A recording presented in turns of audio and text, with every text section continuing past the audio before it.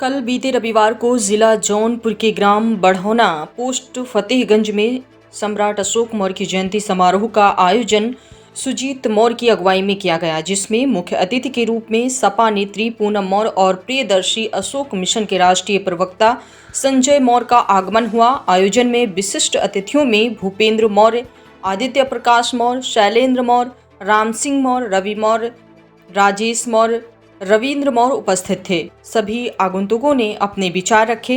अस्तवीर बनो, वीर बनो, तो उन्होंने सिर्फ मौर्य वंश के लोगों से नहीं कहा था, समस्त भारतवासियों से कहा था। जो सम्राट होता है, जो राजा होता है, जो मुखिया होता है, वो किसी जाति समाज का नहीं होता है।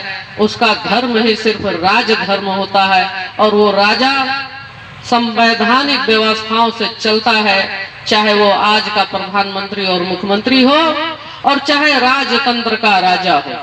लेकिन एक बात तो सर्वविदित है, जो सम्राट अशोक का राज्य था वही आज आधुनिक भारत का लोकतांत्रिक व्यवस्था है। बिगड़े रूप में जरूर है, लेकिन जितनी व्यवस्थाएं लोकतांत्रिक व्यवस्थाएं सम्राट अशोक के शासनकाल में थी, आज वो सारी व्यवस्थाएं लोकतंत्र में है। लेकिन शासकों द्वारा, जो जनता के वोटों द्वारा चुने गए शासक समय समय पर आते रहे, वो अपनी इच्छा अनुसार उस कथा और कहानी को गढ़ने का काम किया। ये दुखद रहा। सम्राट अशोक की जयंती मनाने आज आप आए हैं, जागरूकता से अपने अधिकारों की रक्षा करें, संविधान की रक्षा करें। जो आज आप कुर्सियों पर चढ़ चढ़ कर बैठे हुए हैं, जो आपके घरों में से डीएम बनते हैं, कलेक्टर बनते हैं, दरोगा बनते हैं, मास्टर बनते हैं, अध्यापक बनते हैं और जो प्रधान बन रहे हैं, बीडीसी मेंबर बन रहे हैं, ये सारी की सारी चीजें भारतीय संविधान की देन है, डॉक्टर बी.आर. अम्बेडकर की देन है। ये ध्वज की बात हो रही है, इनडायरेक्ट सारी चीजें नकल की गई हैं सम्राट अशोक से, बुद्ध से। ये भारत में कुछ अलग से नहीं खोजा। तो जिनको हम भगवान कहते हैं उन्हीं को जागृत पुरुष भी कहते हैं। और भगवान महावीर, भगवान बुद्ध, इसीलिए राष्ट्र कवि रामधारी सिंह दिनकर ने लिखा कि 6वीं शताब्दी ईसा पूर्व से लेकर 6वीं शताब्दी ईस्वी सन कुल 1200 वर्षों तक का जो ये भारत देश था, ये भारत चिंतन, शोध और अनुसंधान का भारत था। इस दौरान भारत ने खोज आविष्कार किए। इसके बाद ये भारत सो गया और इसको सम्राट अशोक ने इंप्लीमेंट किया और इसको बेहतर पैमाने पर जब बढ़ाया, तब भारत के लोग नवीन दृष्टिकोण अपनाए, नवीन साहित्य, नवीन कला, नवीन विज्ञान, रसायन, भौतिकी, गणित, ये सब का खोज आविष्कार किया। जिस शून्य का आविष्कार आप बताते हैं कि भारत ने किया, अगर शून्य का आविष्कार नहीं किया करते तो एक कंप्यूटर का भी आविष्कार नहीं होता। यानी उसकी जो मूल जड़ है, उस जड़ की खोज भारत में हुआ। तब भारत में सबसे पहले, इस पूरी मानव सभ्यता में सबसे पहले भारत में प्राइमरी से लेकर विश्वविद्यालय तक की शिक्षा की शुरुआत सम्राट अशोक ने किया। इस देश में नालंदा, तक्षशिला, विक्रमशिला, उदंतीपुरी, पल्लवी 23 यूनिवर्सिटी की स्थापना। जिस दिन 1197 में नालंदा नष्ट हो रहा था, उधर ब्रिटेन में ऑक्सफोर्ड यूनिवर्सिटी की स्थापना हो रहा था 1167।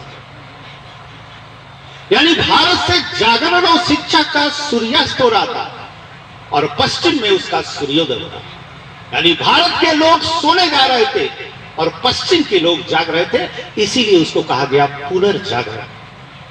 वो लोग फिर से जागे और तब भारत में तमाम महान दार्शनिक, दृष्टा, भगवान पैदा हुए।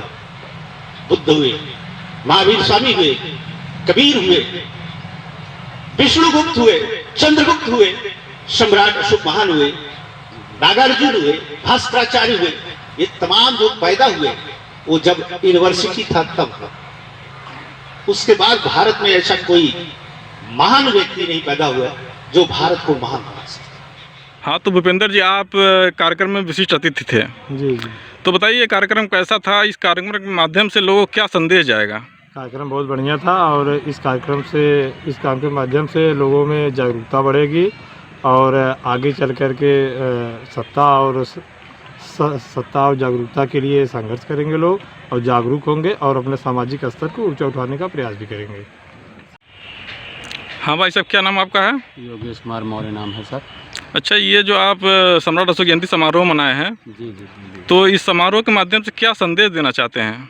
हम इस माध्यम से संदेश यह देना चाहते हैं कि अपने समाज के लोगों को उठाना है, हमको जगाना है। जो दबे लोग हैं वो बहुत, हम लोग पहली बार यहाँ मना रहे हैं इस कार्यक्रम को और बहुत हर्ष हुआ कि आप सब लोग यहाँ पे आएँ और बहुत आभार है हम इन लोगों को कि हम लोगों को ऐसे गांव में मौका मिला। फिर अगले बार हम लोग जब मनाएंगे तो इससे भव्य मनाएंगे और कुछ समाज में जो दबे हैं। संजय मौर्य ने अपने संबोधन में सम्राट अशोक महान के कार्यकाल के ऐतिहासिक तथ्यों को उजागर करते हुए बताया कि किस प्रकार अशोक के समय में देश की जीडीपी 35% थी और आज माइनस तक पहुंच गई है। सपा नेत्री पूनम मौर्य ने लोगों के सामने अपने विचार प्रस्तुत किया। यहाँ सम्राट अशोक के बारे में विस्तार से चर्चा हुई।